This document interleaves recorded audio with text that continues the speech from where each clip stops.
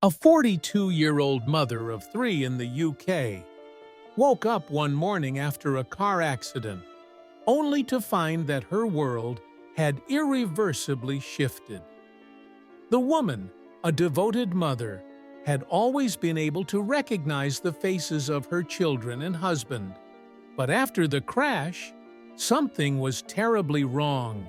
She could no longer recognize the faces of the people she loved most.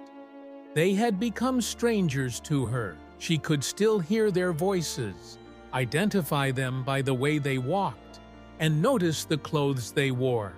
But the faces that had once been imprinted on her memory were now unrecognizable. At first, she didn't know what to make of it.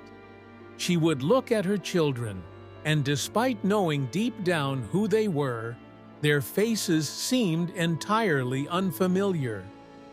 The disorienting feeling of looking at a face and not being able to process it was overwhelming.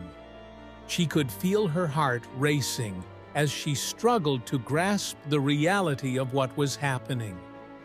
The most heartbreaking moment came when she went to pick up her toddler from daycare.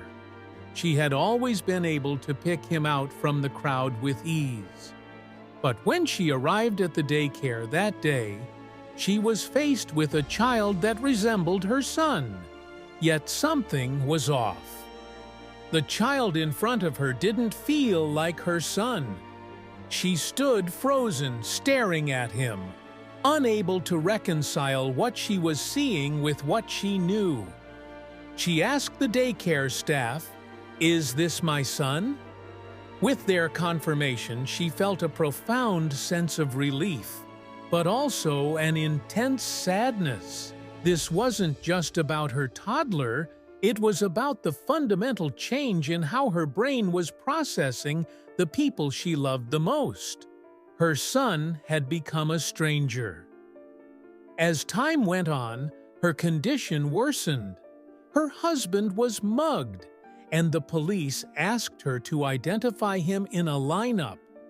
Despite knowing his voice, his smell, and the way he moved, she couldn't pick him out of the lineup. Her own husband, the person she had spent years with, was now unrecognizable. This moment was a wake-up call for her and for her family. The sense of betrayal she felt, not only from her brain, but also from the very sense of identity she had relied on her whole life, was crushing. She could hear him, feel his presence, and still couldn't bring herself to see him for who he was. This was the first time she truly understood the extent of her condition, the neurological disorder that had stolen her ability to recognize faces, including those closest to her. The diagnosis came after an MRI scan revealed damage to the fusiform gyrus, a part of the brain responsible for facial recognition.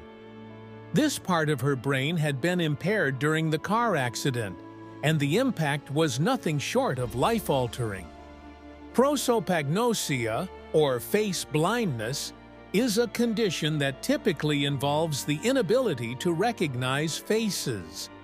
While some people are born with this disorder, others, like her, acquire it due to brain injury. In her case, the damage was so severe that even the faces of her loved ones failed to register. The emotional toll of this condition was profound.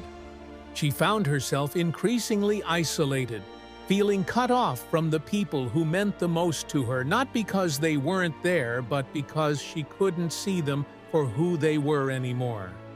The psychological and emotional strain was overwhelming. Over time, she developed post-traumatic stress disorder, PTSD. Every time she looked at someone, she was faced with uncertainty. Was this really the person she loved? Or was it someone else entirely? It was a constant source of anxiety. In every interaction there was fear.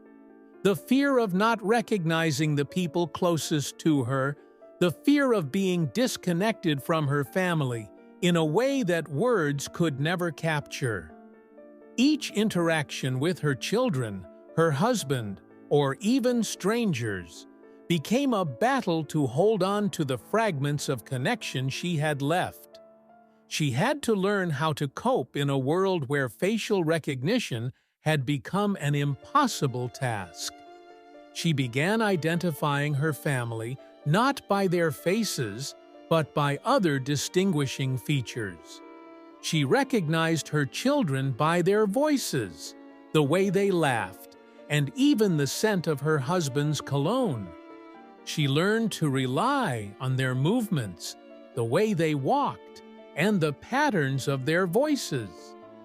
These small identifiers became her lifeline, helping her navigate a world where the faces she once loved had become a distant, unfamiliar blur. But even these small victories felt like a constant reminder of what she had lost. Every time she could identify her husband by his gait or her daughter by the way she giggled, it was a small consolation, but also a painful reminder of the brain injury that had taken away something so fundamental. Her struggle wasn't just about learning to live with a neurological disorder.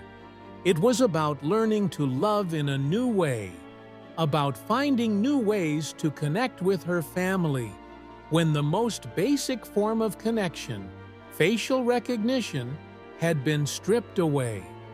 This was a journey into a new way of seeing her world, one that didn't rely on the things most people take for granted. The ability to recognize those we love simply by looking at them. The emotional pain of seeing her children and husband, but not being able to fully recognize them, was a wound that no amount of coping mechanisms could heal. It left her in a constant state of emotional turmoil. Despite the best efforts of doctors, therapists, and family, she still struggled with the feeling of being lost in a world where faces no longer held the meaning they once did.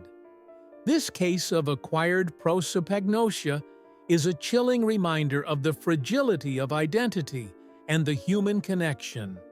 It's a stark reminder that we rely on so much more than just our voices and movements to know and love those around us. Our faces, our ability to recognize others by their unique features, are essential to how we form relationships, how we create bonds, and how we navigate the world. For this woman, her ability to recognize her loved ones was irreversibly altered, leaving her to navigate a new, emotionally disorienting reality. Every day was a challenge to connect in a world where faces were no longer a means of recognition, and every interaction carried with it the weight of profound loss.